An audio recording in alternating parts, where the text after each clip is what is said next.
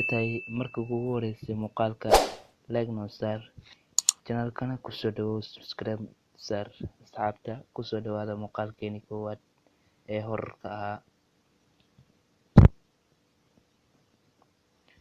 Aniga waxaan joogay xaafadeedii, waxaan cabaayay biyo, waxaan daawanayay dhalada.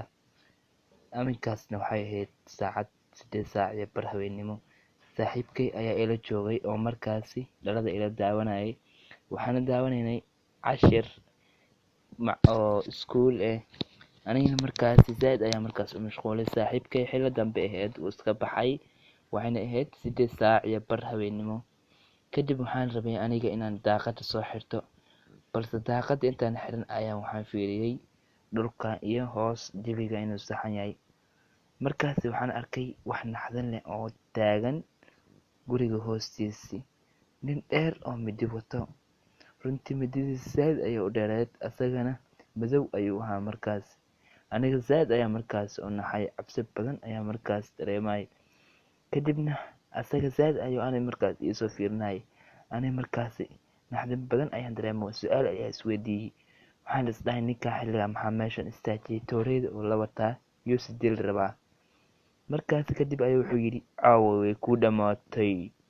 Aniga markaasi waa yaabay, ninkan yuu ahaa ayaan dhahay, aniga saan iigu hanjabayo. Kadib markiiba aniga waxaan dhahay arrintan arrin yar maaha, booliska ayaan u sheegay. Anigoo markaasi booliska la hadlayo oo leh nin ayaa xaafadeeda taagan, ayaa markiiba ninka meesha waan ka waayay. Runtii markaan waayay naxdin ayay igu noqotay, balse guriga ayaa waxaan ka dareemay shanqar inuu qof soo galay albaabka.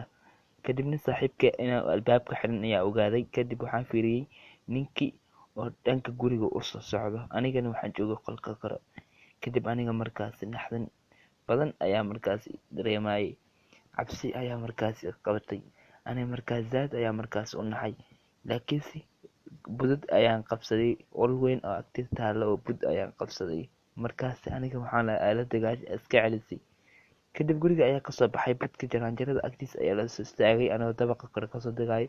Waxaas dhahay ma soo deg, ma soo socon karti. Kadibna wuxuu yidhi waryoodii ma anigoo toorey wata iska celin kartaa. Markiiba boolis ayaa imaaday meesha goobta. Booliska markay imaadeen zaid ayaa uga farxay. Kadibna asaga zaid ayuu markaas isoo fiirinay, aniga waan naxay. Kadib midida ayuu soo baxsaday si aan ii dilo, balse booliska ayaa naga soo gaaray oo booliska ayaa guriga soo galay. Kadibna booliska ninkii ayuu ku soo boodeen markay arkeen ninkan midi wato. Kadibna way qabsadeen, laakiinse ninka ayaa ka xoog badnaa booliska. Labada nin oo booliska ahaba wuu dabagediyay. Kadibna buskooladaha ayay ku qabteen, balse asaga dhago uma dhigin oo wuxuu ahaa nin horar oo dhiig cabaal ah. Kadibna midida ayuu markaasi soo qabsaday, labada nin ayuu markaasi ku booday si uu kala tuuro. Kadib aniga guriga ayaa isku soo xiray qolka, laakiinse markiiba qolka wuu soo jebiyay. Aniga markaasi waan naxsanaa, cabsi ayaan dareemay. Runtii waxaan dhahay ninkan muxuu ahaa. Markaas aniga dhidid badan ayaa iga soo daatay, cabsi kaliya. Asagana carabkiisa ayuu la laadinayay, wuxuu ahaa nin dhiig u ooman, balse lugta ayaa markaasi booliska xabad uga dhufteen. Asagana zaid ayuu markaas u cawaaday oo meesha ugu qaylinayay. Kadibna lugta ayuu markaasi ku xirtay dhalada daaqada. Markaasi aniga waan naxay, waxaan arkay ninkii oo meesha dumiyay. Booliskana markiiba way naxeen, way raadiyeen. Aniga waxaan dhahay ninkan muxuu ahaa. Laakiinse xoogaha markaan joogo subaxdii ayaa markaasi waxaan dareemay ninka xaleeto haddaana markaasi aana guriga aana kasoo bixi lahayn inuu igu dili lahaa. Markastana waxaa la ogaaday inuu taagnaa gurigeena agtiisii. Kusoo dhawaada asxaabta sheekadii labaad ee qaybtii horarka ahayd.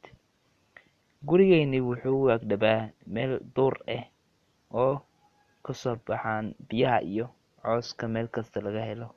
Kadibna aniga waan jiifay, habeen saqdhaxa ayayna ahayd. Anigoo markaas jiifa ayaa waxay tusay gabar aan saaxiibo nahay. Waxay tiri saaxiib albaabka ayaa lasoo qarqaraxaya, anigana waan baqayaa soo fur.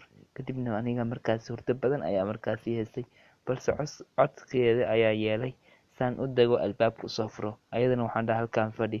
Dhanka albaabka ayaan aaday saan u soo furo qofka taagan. Albaabka markaan furay waxaan arkay cunug taagan albaabka, saacadana waxay ahayd 8:20 ani markaas waxaan dhahay maxaa xilligan ku wada Ilisow, balse orod ayuu markaasi orday zaid u dheer. Ani markii waa ka daba orday, waxaas dhahay cunugan wuxuu la cararay soo fiirisay. Cunugii zaid ayuu u cararay markaasi. Ani markaasi waa qabtay, markaas nagu ooynayay. Markaan qabtay ayaan waxaan dhahay maxaa iga soo carartay albaabkan xilligan la soo qarqaraacday. Kadibna wuxuu yidhi way ku dhamaatay caawa, balse aniga waa fahmi waayey wuxuu ka wado. Markii waxaa dhahay maxaa la soo carartay, laakiinse cunugii dhaqsin wuu isbedelay oo wuxuu u ekaaday kalar kale. Ani markaasi naxdin ayaa markaas dareemay, waxaan ogaaday qofkaan la jooga inuu bilaadan ahayn, balse qaylo ayaa soo yeereysay gadaasheedii. Qaylada haddaa fiiriyay waxaan arkay niman waaweyn oo soo ordayo dhankaasi ka soo ordayo. Ani markiiba waan cararay, waxaan moodayay inay dad waalwaalan yihiin, balse waxaan ogaaday inay horor yihiin. Saaxiibtay ayaa aragtay ayadoo bud wadato, balse waxaan dhahay qolka ku laaba ha soo bixin. Ani markaasi zaid ayaa markaas ii soo ceyrsanayeen, anigoo markaasi tagay goob kale. Kadibna booliska ayaan markaasi wacaysan ugu sheego arrinta jirto. Booliskana way igu imaadeen meesha, dadkiina way waayeen. Booliskana waxay dhaheen arrintaa ha sahlin, dadkan waxay rabeen inay ku dilaan. Markaasi dadkan waxay ahaayeen dad tuugay oo afka soo xirxirta oo horor ah oo dhiigga jecel. Balse waxaan ogaaday habeenkaasi haddaana aniga joogi lahayn meesha inay dadka dhan dili lahaayeen.